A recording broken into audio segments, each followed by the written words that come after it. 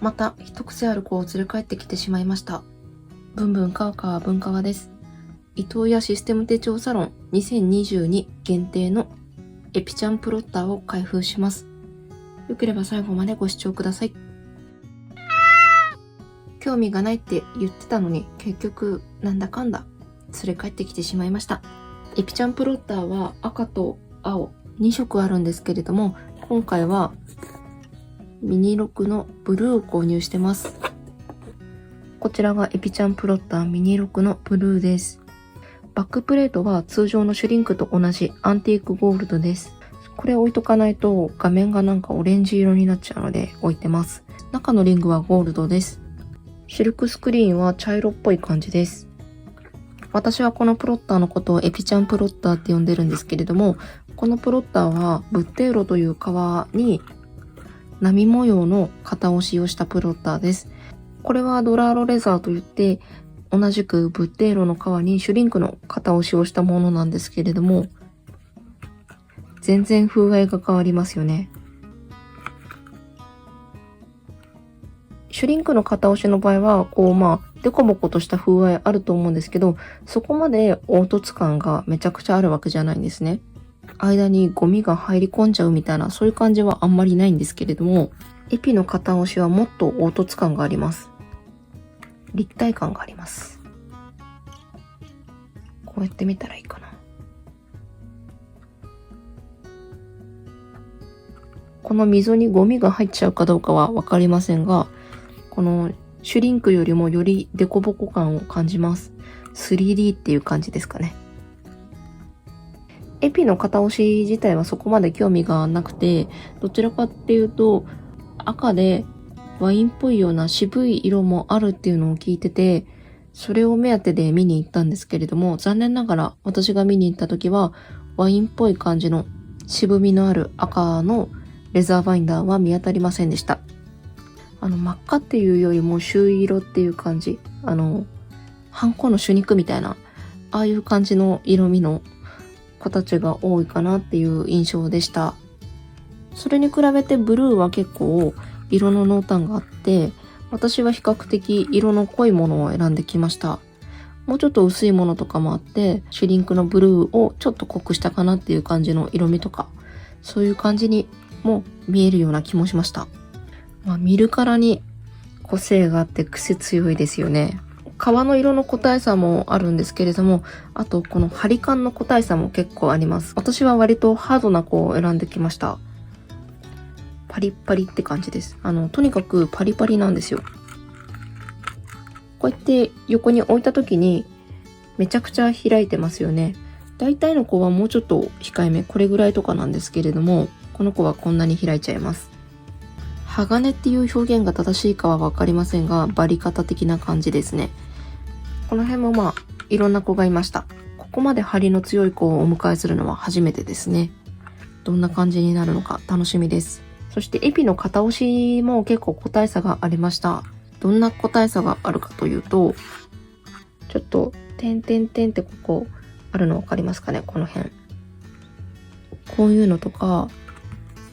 この辺も点ってあると思うんですけど、こういうのがところどころに入ってます。つぶつぶみたいなのが。私は比較的つぶつぶの少ない子を選んでます。なぜかというと、私は集合体恐怖症なんですね。これも本当にギリギリな限界なんですけど、このつぶつぶがちょっと3つつながってるともうちょっとズワズワってくる感じがあるので、引きで見て気にならない程度っていう感じで許容してお迎えしてます。ちょっと物によってはそのつぶつぶが結構あってゾワゾワってしちゃってごめんなさいっていう子もいました。あとこの選んだ子はこの辺ちょっとさーっと筋みたいのが見えますよね。わかるかな、伝わるかな。さーって入ってるんですよ。これがいいなと思ってお迎えしてみました。筋が見える子もいれば見えない子もいたり、この辺は好みですね。あと内側なんですけれども、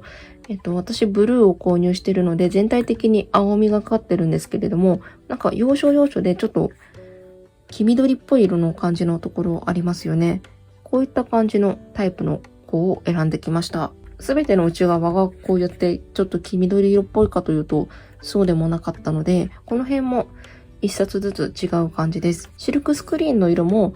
やっぱり個体差がありますので、そういった違いで選んでみるのも楽しいのかなと思います。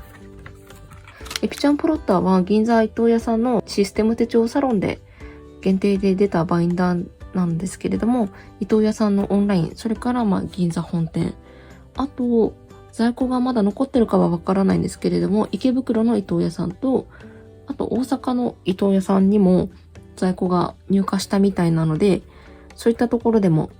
見れる可能性があります。なんかナローサイズが人気で、オンラインだとナローはどっちもないし、銀座の伊藤屋さんでもナローのブルーはもう終わっちゃってたので、ナローはちょっと入手が難しいと思うんですけれども、それ以外のサイズだったらもしかしたら入手できるかもしれません。私在庫めちゃくちゃ見せてもらったんですよ。ナローの赤見て、それから M5 とミニ6の赤と青それぞれ見て、最初にオーダーした時に3冊ずつ出してもらったんですけど、それでちょっと決められなくって、ブルーのミニ6をもう3冊追加で見せてもらったり、この子に関しては本当に最後の最後までお迎えするかどうするか、お迎えするか、やめるか、いや、色はどうするかとか、その辺かなり悩んだんですよ。12冊ぐらい見て、ようやくこの子にしようかなっていう感じで連れ帰ってきたんですけれども、この子に関しては本当に個体差がすごいです。エピちゃん入荷してる店舗が近くにあるよって方は、なるべく足を運んで選んだ方がいいのかなと思います。これ見てて思ったのは、エピちゃん単体っていうよりも、エピちゃんをこう集合させた方が、この子はポテンシャルを発揮するっていうか、可愛くなる感じがしました。エピちゃんを選んでる時に、これエピだとして、こうやって同じやつを2冊とかこう並べて比べたりしたんですけれども、そういった時に見た方がめちゃくちゃなんか可愛らしい感じがありました。寂しがり屋なのかもしれません。インスタとかで見てても、やっぱりエピちゃんを何冊もお迎えされてる方とかもいらっしゃったので、それはある意味正解かもしれません。私はさすがに十何冊も見せてもらって、多分30分くらい、ってやってたと思うんですよ。こうやって、なんか、色の感じ見たり、つぶつぶの感じ見たり、張り感を見たり、それでさすがに買わないっていうのは申し訳ないなと思って連れ帰りました。色も濃いし、つぶつぶも比較的綺麗だし、ちょっと使ってみようかなと思います。今は、めちゃくちゃ、いつもみたいにもうめちゃくちゃ可愛い可愛いっていう、そういった感じではないんですけれども、もしかしたら使っていくうちにめちゃくちゃ愛着が湧いてくるかもしれません。ちょっとこの辺は未知数です。そこまで自分のテンションがぐーっと上がった感じでお迎えしてるってタイプじゃないんですよね。それがちょっと新鮮なんですけれども、もしかしたら使っていくうちに可愛い可愛いってなるかもしれません。今物件探しをしてるんで、とりあえず内見の時に連れて行くとか、あとは自分のこの家に求める条件とかを書き出したメモとか、そういうのを挟んで、お家探しのちょっとお手伝いをしてもらおうかなと思います。それをしつつ、ちょっとこの張り感が、さすがに開きがすごいので、本棚に入れて、この開きを閉じる矯正をかけられたらいいなと思います。このドラーロとエピちゃん、元々の皮はブッテーロと同じなんですけれども、皮の厚みが全然違います。わかるかな？この肉厚具合。ドラーロさんすごいじゃないですか。なんか、こっちはなんかすごい、むっちりしてるっていうのかな。マッチョって感じなんですけれども、エピちゃんに関しては、華奢ですね。同じ皮ですが、こんなに風合いが違うっていうのもなかなか面白いです。エピの型押しに関してはまだちょっとそこまでって感じですが、使っていくうちに多分色も濃くなるだろうし、またちょっと渋みが増すとかっこよくなるのかなっていう期待も込めて連れ帰ってきてます。表はそこまでですが、内側のこの色味素敵ですよね。私はどちらかというとエピのこの内側が好きです。エピちゃんに関してはこの間100円ショップで購入したマンスリーリフィルのメモページですね。これを入れておきます。これに家に求める条件を書いたりとか、内見した家のこととかを書いたりとかして、ちょっと家探しの参考にする用の手帳、ノートとして、とりあえず直近で使ってみようと思います。ゴムバンドとか何にも用意してないんですけれども、とりあえず本棚に差し込んで、ここの開きを押さえられたらいいなとは思ってます。そういう実験とかもいろいろ兼ねて、この子にしてます。この子に関しては今後に期待っていう感じで楽しんでみようと思います。なんだかんだあったんですけれども、結局エピちゃんを連れ帰りました。そしてお目当てだったレッドじゃなくてブルーになりました。いずれにせよちょっと今ミニ6も足りてないですし、